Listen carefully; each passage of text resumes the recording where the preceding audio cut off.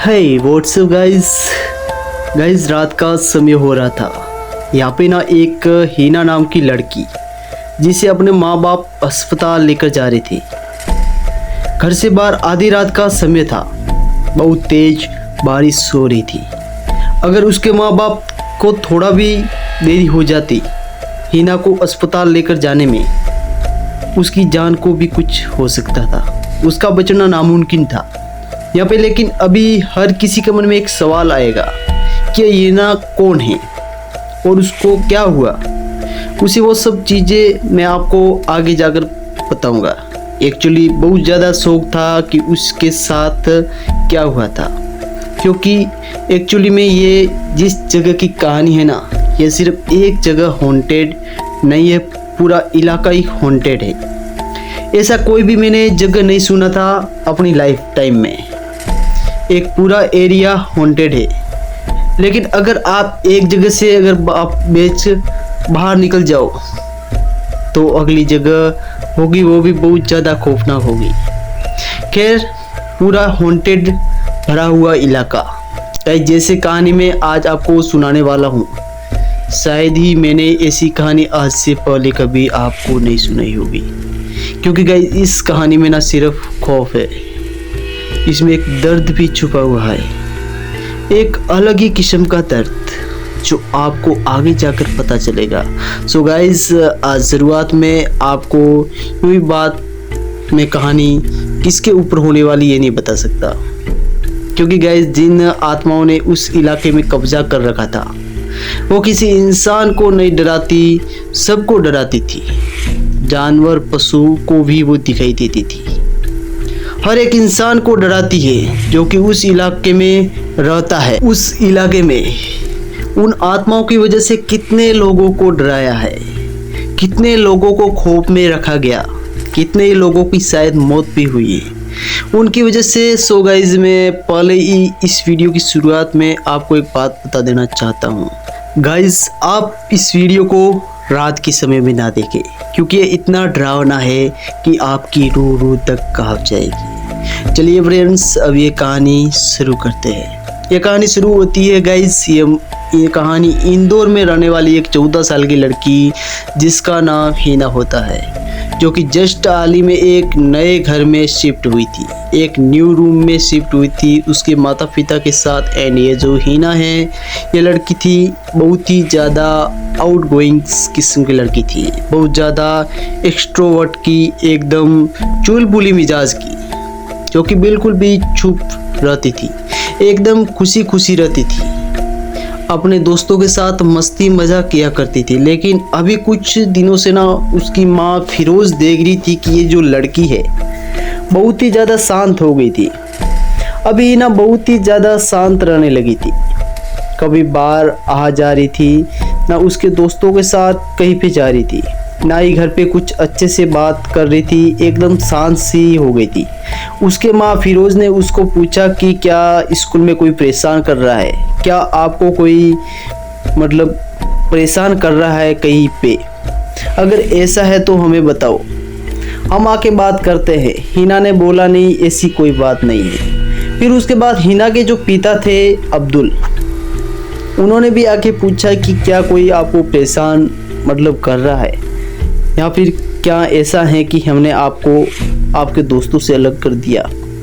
इस घर में शिफ्ट होने के बाद तो क्या आप इस वजह से नाराज़ हो। मतलब ये उसके माता पिता हर गाइज मतलब माता पिता का हक भी बनता है और वो पूछते भी है हमें कि हमारे साथ मतलब ऐसे हम बर्ताव करने लगते तो हमें पूछते कि क्या हुआ तुम्हें। उसने बोला नहीं, ऐसी कोई बात नहीं है। मतलब ऐसा था कि हीना किसी तो बात से नाराज़ थी, हीना किसी तो बात से बहुत ज़्यादा गुमसुम रह रही थी, लेकिन उसके माता पिता को पता नहीं चल रहा था इस बारे में। हीना के माँ बाप को ऐसा लग रहा था शायद कि अकेलेपन में जाके उनकी बेटी अभी बहुत ज़्यादा डिप्रेशन में जा रही है, इसके लिए शायद से वो एकदम खामोश रहती है। लेकिन कुछ दिनों के बाद उसके माँ बाप को भी एक अलग सी चीज़ पे गौर करने लगे कि हीना एक दीवार के कोने में जाकर बैठ जाया करती थी, एंड वो मतलब अपने आप में ही बातें करने लग जाती थी। आसपास कोई होता नहीं था, लेकिन वो अपने आप में ही बात करती थी। उसके माँ बाप देख रहे थे कि ये जो अपनी गर्दन है ना ऐसे से घुमा रही है, like is talking to difference people, दो अलग अलग लोगों से बात कर रही है। ऐसा दिखता था कि वो अभी उसके पिता को ऐसा लग रहा था, अब्दुल को ऐसा लग रहा था कि शायद से उनको उनकी बेटी को एक साइकियाट्रिस्ट के पास लेकर जाना चाहिए, क्योंकि ये डिप्रेशन का इलाज वहीं पे हो सकता है। और दोस्तों वो मतलब ऐसी बीमारी कोई हो सकती है दिमाग की, जिससे कोई डॉक्टर हो, शायद मतलब दिमाग का कोई डॉक्टर हो तो वो उसे ठीक कर सकता है। वो बोलती मैं पागल नहीं हूँ, आप लोग कभी समझ में नहीं आ पाएगा कि मेरे साथ क्या हो रहा है। हिना का ऐसा बर्ताव देख के दोनों ही उसके माता पिता बहुत ही ज़्यादा घबरा गए थे, डरने लग गए थे। लेकिन उसके बाद उसके पिता ने सोचा कि शायद से किसी डॉक्टर के पास लेके जाना चाहिए, बहुत ज़्यादा ज़रूरी हो गया जब उसे उसका इलाज करवाना बहुत ज़्यादा ज़रूरी हो गया था कि उसे डॉक्टर को दिखाना ही पड़ेगा।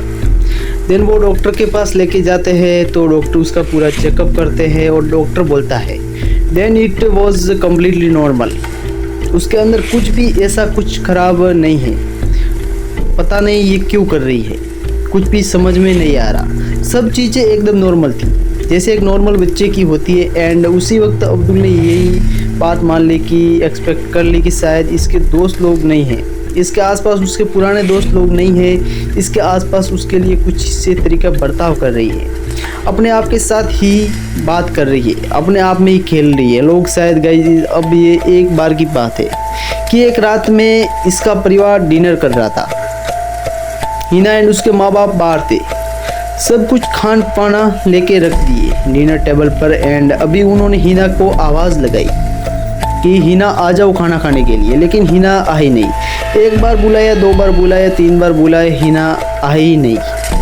तो फिर शायद से फिर अब्दुल ने सोचा कि एक काम करते हैं, हमारा खाना हो जाए फिर हम अंदर आते हैं।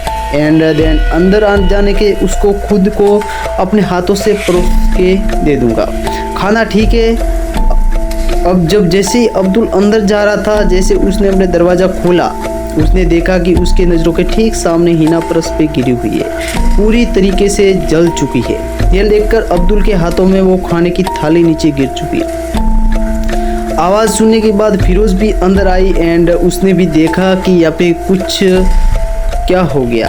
फिर फ़ौरन उन्होंने एम्बुलेंस को कॉल किया, बोला कि जल्दी से आ जाओ, हमारी बेटी को कुछ तो हो गया है। एंड फिर वो लोग वहाँ से जल्द निकल गए। इतनी ज़्यादा तेज़ बारिश होने के कारण वो एम्बुलेंस थी बहुत ज़्यादा एकदम धीमी रफ्तार से आगे चल रही थी, लेकिन फिर भी वो एक करीबी के एक अस्पताल में उसको लेकर चले गए हिना को। एंड जहाँ पे जाने के बाद उसके पिता था वो बहुत अच्छे से देख सकता था कि लिटरली इसके बदन में 100% बर्न मार्क्स है, मतलब ये सीरियसली जली है, ऐसा कोई एलर्जी टाइप नहीं लग रही थी, ये लिटरली जली है। इसके बाद ना वो दोनों ही माता पिता हिना के करीब ही थे।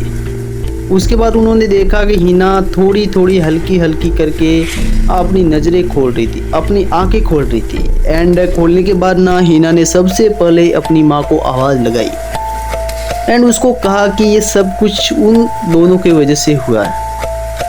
उसकी माँ ने कहा कि किन दोनों से बात कर रही है, तुम्हें क्या हो रहा है। हिना ने कहा कि हम जिस दिन से इस घर में आए हैं उस दिन से मुझे दो लोग नज़र आते हैं, मेरे नज़रों के सामने वो दोनों उम्र में मेरे जितने ही हैं, पूरे तरीके से जले हुए। एंड वो लोग मुझे भी कहते कि आपको भी जल जाना चाहिए, आप भी अपने आप को आग में लगा दो और हमें ज्वाइन करो, हमारे साथ ही रहो। सब कुछ करके वो लोग मुझे बहुत ज़्यादा फोर्स करने लग गए थे धीरे करके, और मुझे अभी बहुत ज़्यादा इरिटेशन होने लगा।